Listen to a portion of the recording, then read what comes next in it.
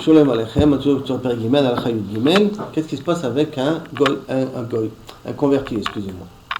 Yesh linkot bezirut yetira. Il faut faire 2 fois plus attention à ne pas vexer et ne pas faire de la peine à un guerre, à un converti.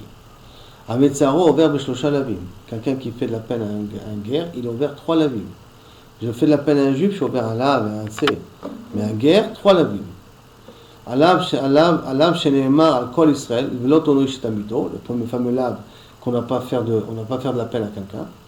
V'alavim amiyuchadim shenemru odot guerre. Les autres lavim qui a marqué mefouach au niveau du guerre, qui a marqué par exemple, les guerres lotoné.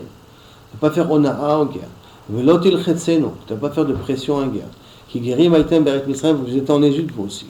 Veneemar qui a gour itra guerre, bartsechem lo tonu oto. Encore un autre passage qui dit que lorsqu'un guerre habitera avec toi, ne sois pas me'aneoto, ne le fais pas souffrir.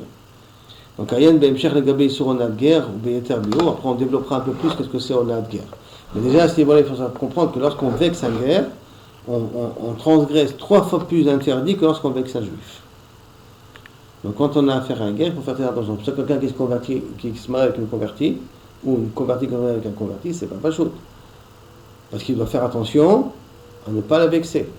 Ça me sent entre eux, ça. Même entre eux. Même entre eux. Sauf il est complexé le gars. Il sait qu'il n'est pas à 100% encore âme Israël.